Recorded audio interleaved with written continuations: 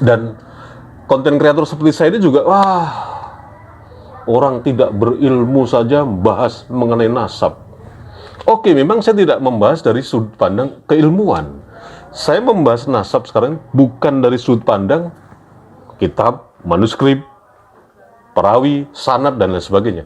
Saya membahas nasab ini dari sudut pandang atau dari perspektif yang real di lapangan, di akar rumput. Apa akibatnya? Apa eksesnya? Apa yang terjadi, doktrin-doktrin yang selama ini dilakukan oleh klan Ba'alawi.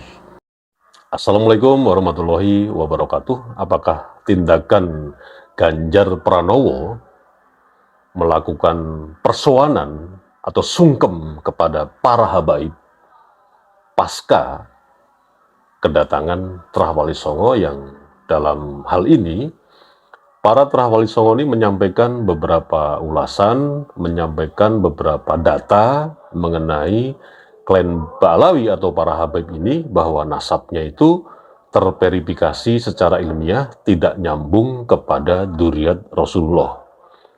Nah, sowannya Ganjar kepada para habaib ini sangat dipahami sekali oleh para Trah Wali Songo sebetulnya.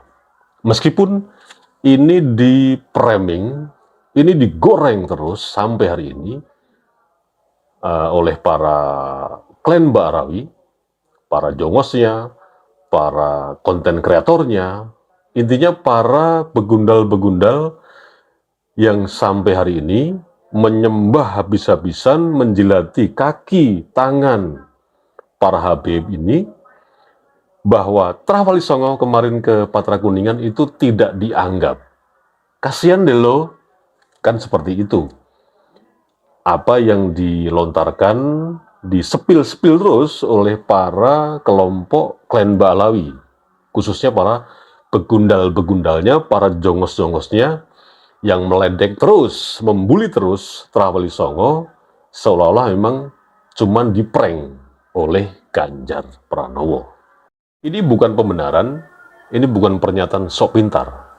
Tapi dalam konteks kontestasi Pilpres di 2024 nanti, tentu saja tim sesnya akan berjuang sekuat tenaga agar capres-cawapresnya itu menang.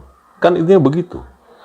Tidak kenal itu pemilih siapa, dari golongan mana, dari etnis mana, dan dari agama mana. Semua ditampung untuk capres-cawapresnya menang, kan seperti itu.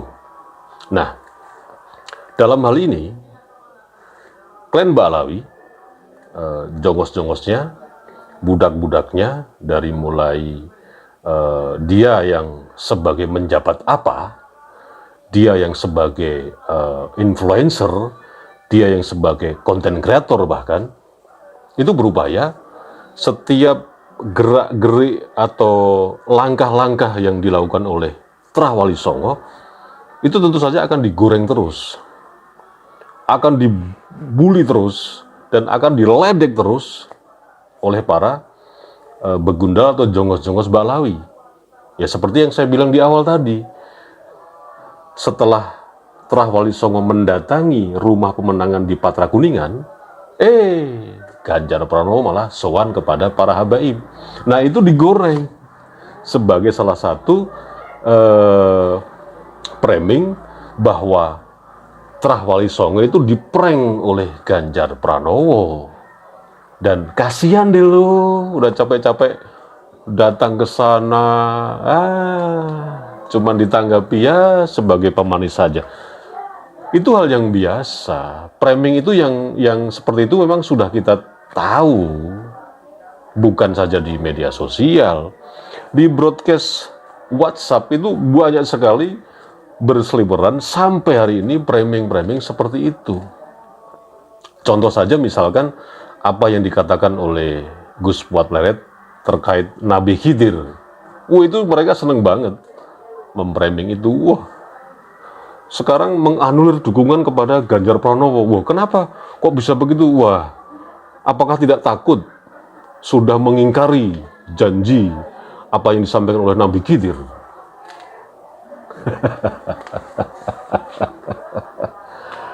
Luar biasa. Dan mereka lupa gitu loh. Klan Ba'alawi, jongos-jongos gatel itu lupa bahwa 01 pun juga pernah mengatakan si Abah, siapa namanya? Abah Kacang Atum apa siapa namanya?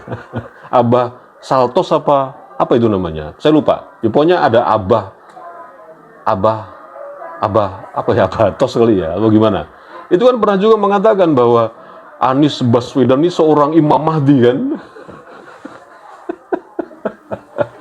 Dan kami juga sebagai istilahnya kontra dengan kelompok Ba'alawi atau kelompok Habaib, ya tidak memframing,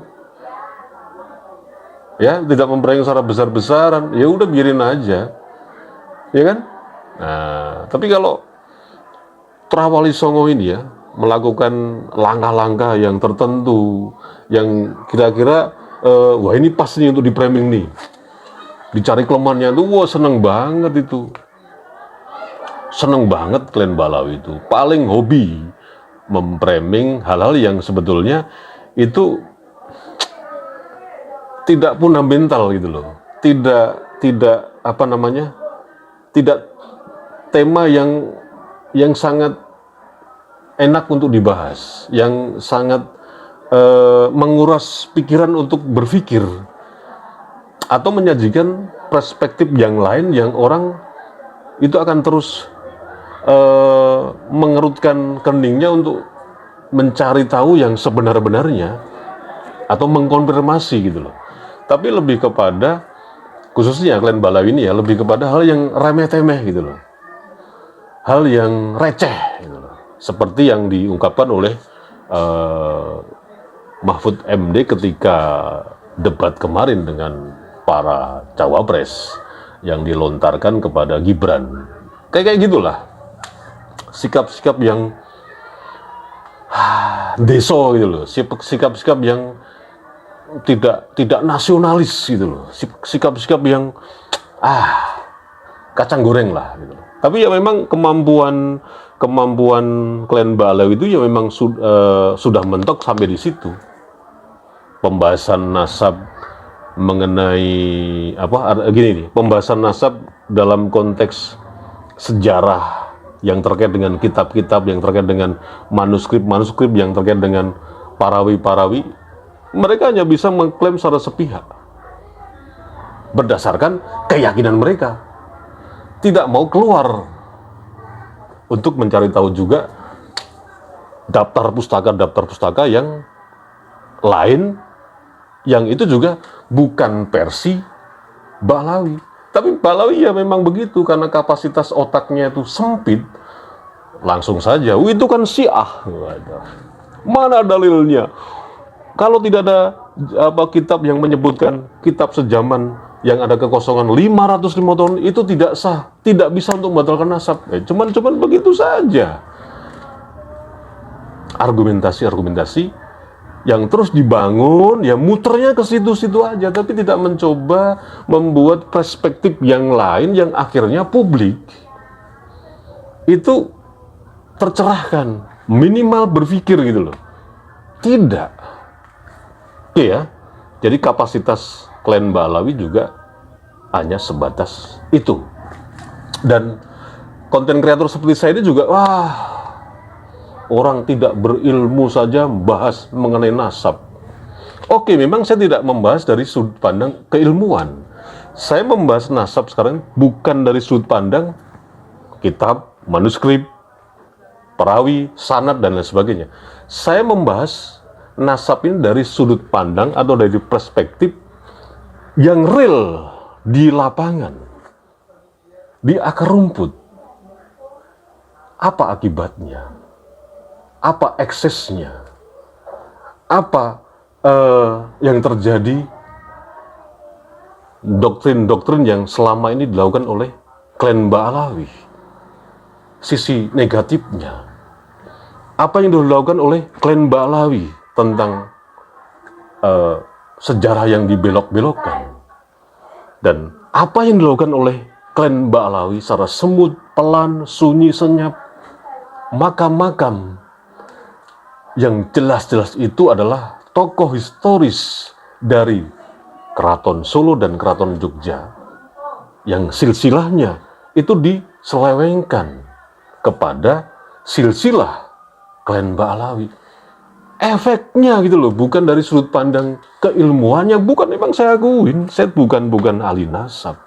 Tapi saya mencoba menganalisa itu real, apa yang terjadi di lapangan. Dan terbukti apa? PCNU Kabupaten Wonogiri muncul dan berani mengungkap, menyatakan sikap yang tegas.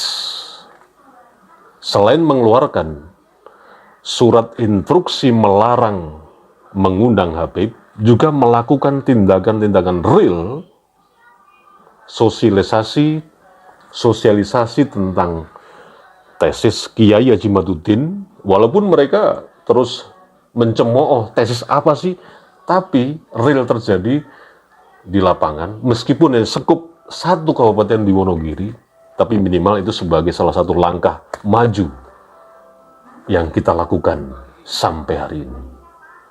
Membuat edukasi kepada masyarakat yang berangkat dari idealisme.